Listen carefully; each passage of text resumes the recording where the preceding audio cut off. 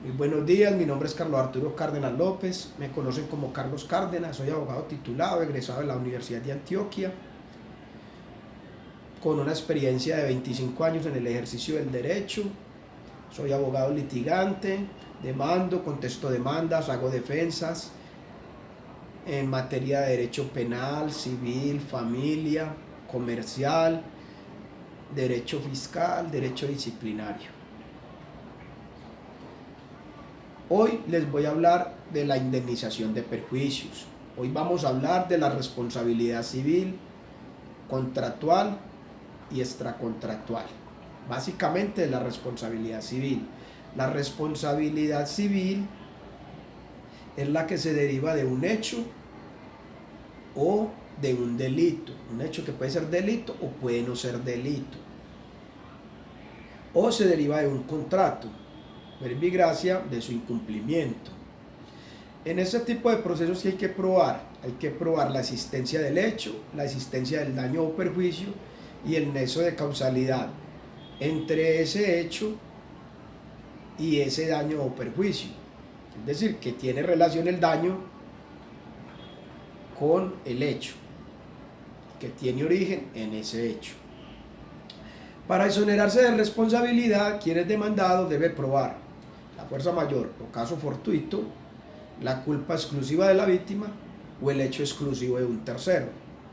Estamos hablando de la contestación de la demanda. El ejemplo típico del hecho o de la responsabilidad civil extracontractual, donde se produce el perjuicio, es el accidente de tránsito. Una de mis especialidades, el cobro de perjuicio causado en accidentes de tránsito. En estos procesos, en estos casos se suelen presentar lesiones o muerte en la víctima. Y es allí, en el caso de la muerte, donde los parientes de la víctima, los cercanos, pueden entrar a reclamar unos perjuicios. O la víctima directamente, en el caso de las lesiones, puede entrar a reclamar una indemnización por los perjuicios sufridos. ¿Qué perjuicios se reclaman en estos procesos?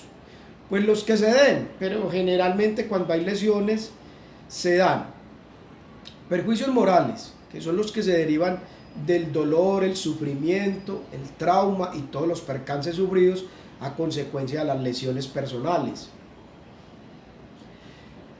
El daño emergente, que es el dinero que la gente invierte para remediar los daños causados por el hecho. Por ejemplo, transporte para hospitales, medicina legal, exámenes, etc. Medicinas, porque sabemos que nuestro sistema de salud generalmente no cubre todo, entonces muchas veces la gente tiene que hacer esfuerzos grandes para cubrir parte de sus tratamientos en lo que tiene que ver con medicamentos. Sí, hay que reparar un vehículo, o sea, unos daños. Eso también es un daño emergente.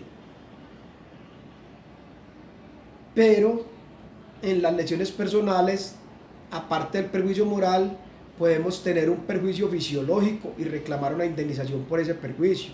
El perjuicio fisiológico se presenta cuando una persona sufre una disminución de la capacidad laboral, cuando se altera una de sus funciones, por ejemplo la vista, el oído, el olfato, el gusto, la movilidad, etc.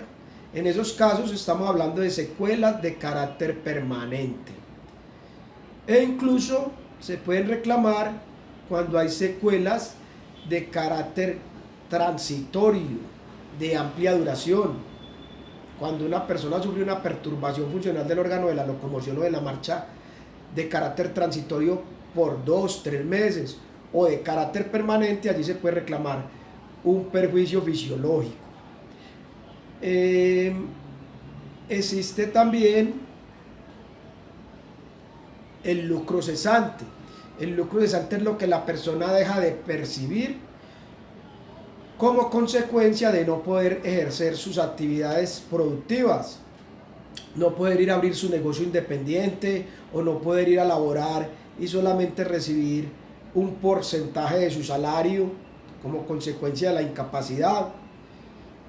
Todo esto sea ya pasado al momento de la demanda o futuro cuando tenemos las secuelas de carácter permanente, se convierte en un lucro cesante y se puede reclamar como indemnización. Es muy importante en materia de accidentes de tránsito siempre buscar el abogado desde el momento mismo en que se produce el accidente de tránsito, especialmente para el momento de la primera audiencia de tránsito, porque desde allí podemos arrancar bien o mal en el proceso de reclamar nuestros perjuicios.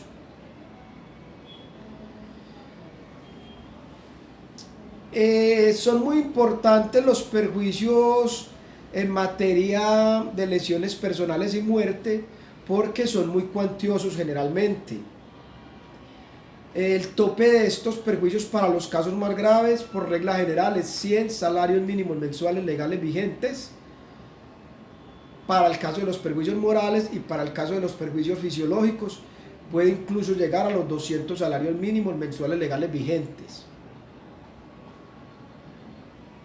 Dependiendo del porcentaje de disminución de la capacidad laboral de la persona, también el lucro cesante puede ser una indemnización importante.